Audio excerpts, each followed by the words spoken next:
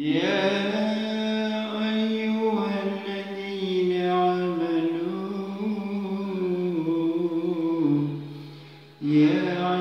الذين آمنوا أطيعوا الله وأطيعوا الرسول. أعوذ بالله من الشيطان الرجيم. بسم الله الرحمن الرحيم.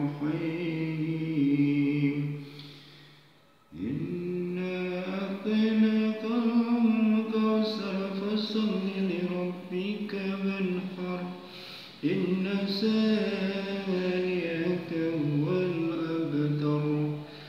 Assalamualaikum warahmatullahi wabarakatuh. Salam jumpa kembali untuk seluruh sahabat-sahabat YouTube, sahabat media, serta para pemirsa di seluruh tanah Indonesia, di Jakarta, Jakarta Selatan dan sekitarnya, dan sahabat-sahabat di luar negeri sana. Semoga senantiasa kita tetap dalam lindungan Allah Subhanahu wa Ta'ala. Di sini saya pribadi, Bung Jabri, selaku pembawa acara radio RKS yang ada selalu untuk Anda dalam acara tanya jawab seputar dunia lain.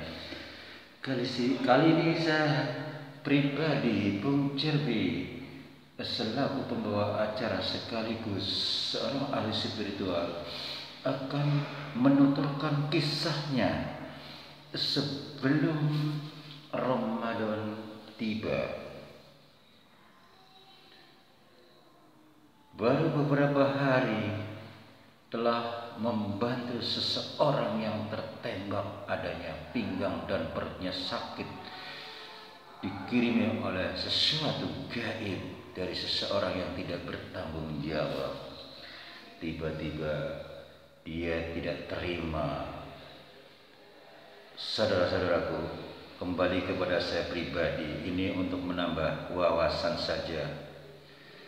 Memang setiap hamba Allah kebetulan yang sedang membutuhkan seseorang ahli spiritual, terutama saya pribadi,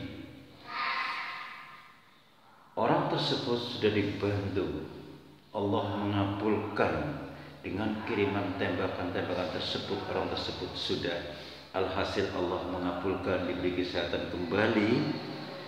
Ternyata musuhnya tidak pernah diam. Dia meneror ke salah satu, yaitu orang penolong, yaitu saya pribadi sebagai selaku pembawa acara radio RS yang ada, termasuk sekaligus ahli spiritual. Disitulah letaknya seorang ahli spiritual memang harus selalu siaga, karena pada akhirnya orang yang ditolong alhasil alhamdulillah selalu dipantau aman dan nyaman, tidak pernah sakit kembali. Tapi di satu sisi,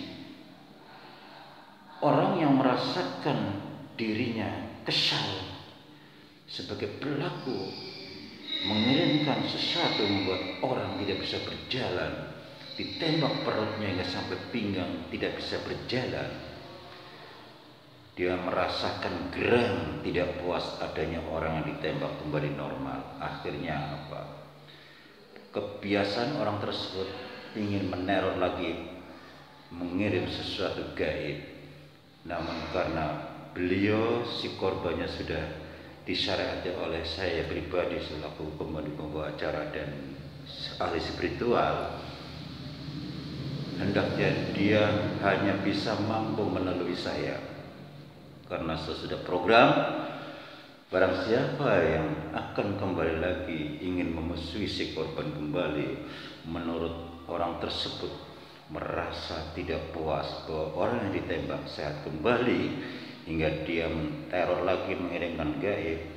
Dia tidak tahu adanya bahwa seorang ahli spiritual ayah sadam siaga benar. Disitulah dengan adanya timpukan kembali kiriman gaib, dia langsung mengarah ke studio di mana saya bekerja sebagai seorang pembawa acara radio RAS yang ada. Disitulah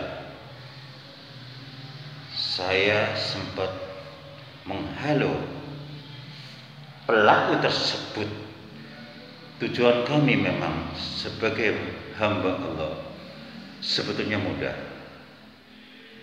Bagaimana caranya dia supaya sadar? Ada dua hal. Yang pertama, kalau kita bicara masalah hukum ya, kalau kita memang tidak bisa mengendalikan emosi dan ego, bisa saja dengan mudahnya kita membalas dia, biar misalnya meninggal, biar penyakit itu dikembalikan ke dia, dialah yang sakit.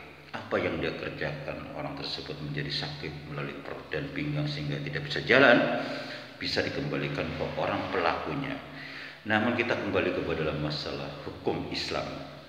Islam mengajarkan kita tidak boleh dendam. Cukup doakan,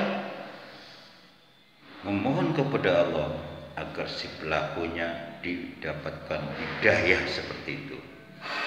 Dan di situ kita dengan cara memagar agar si korbannya tidak terjadi masalah lagi. Namun pelaku tersebut melihat seseorang yang jadi korbannya kembali normal, dia merasa geram dan tidak puas, mencari orang pintar lagi, menembak.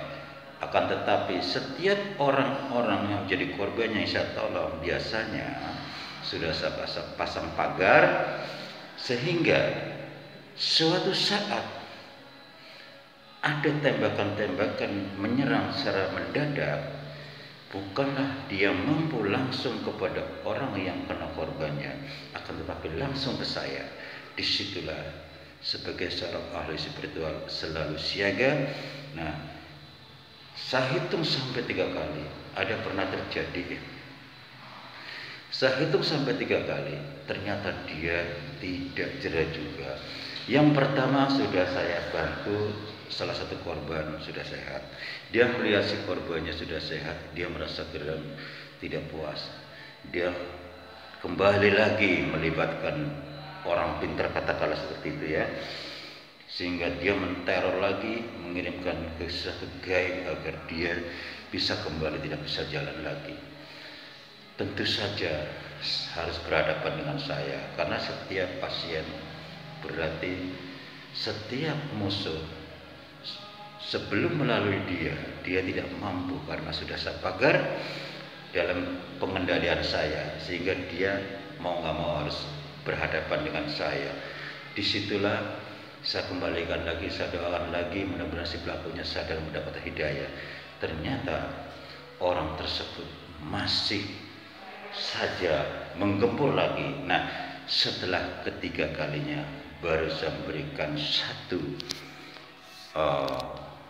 peringatan kepada dia.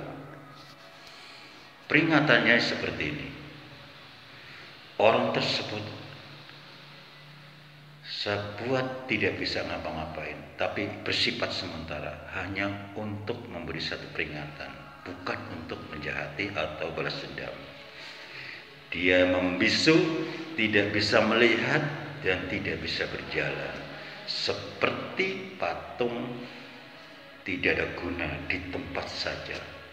Bicara tidak bisa, melihat tidak bisa, bergerak pun tidak bisa, hanya di tempat tidur.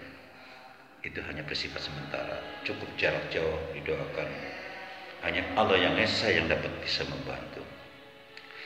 Setelah dia waktu itu memang saya kendalikan, saya buka lidah dia supaya bisa bicara. Akhirnya dia komunikasi dengan seseorang, katakanlah keluarganya melibatkan orang pintar. Kebetulan dilalah dia memanggil seorang ustaz. Alhamdulillahirabbil alamin, bukan memanggil dukun lagi.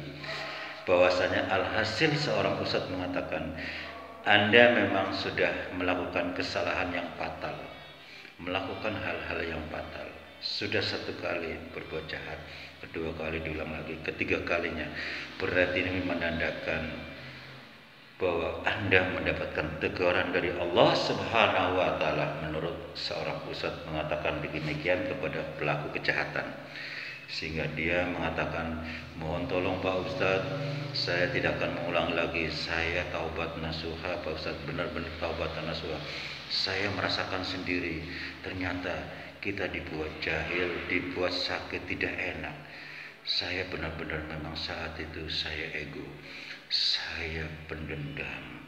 Disitulah Pak Ustadz, ini memang yang ketiga kali, tolong Pak Ustadz, yang penting saya saat kembali, saya benar-benar berjanji tidak akan melakukan lagi. Itu menurut pelaku mengatakan demikian. Saudara, tanpa sadari, tanpa saya harus mengenalkan si pelaku maupun seorang ustadz pun, alhasil atas izin Allah, informasi melalui petunjuk dari Allah Subhanahu wa Ta'ala, saya dapatkan setiap gerak-gerik dan setiap kinerja mereka, terutama pelaku tersebut. Alhamdulillah, pada saat seorang pelaku tersebut memohon ampun dan ingin bertobat di hadapan seorang ustadz, disitulah saya bantu doanya jarak jauh secara diam-diam. Mudah-mudahan benar-benar lidahnya nyampe ke hati, niat tulus ikhlas untuk kembali ke jalan yang benar di hadapan Allah, bukan sekedar basa-basi. Yang namanya kalimat, kata, ucap yang terucap dari lidah untuk tobatan nasuha tidak boleh sembarangan diucapkan, apalagi dengan sengaja. Ini hanya cuma tipu muslihat, seperti kayak setan, jinnya perbuatan seperti itu. Kalau kita bicarakan yang bicara manusia ya, nauzubillah min dzalik. Kalau ucapan itu tidak terjadi, tidak terbukti, berarti sama saja itu golongan-golongan setan dan jin yang sudah merasuk di dalam tubuhnya. Hatinya sudah dirasuki bangsa setan, tubuhnya yang sudah dimasukin bangsa jin adanya. Demikianlah saudara pendengar yang berbahagia, inilah sekelumit pengalaman dari seorang ahli spiritual, Ayah Sadam, untuk Anda sebagai menambah wawasan buat kita semua.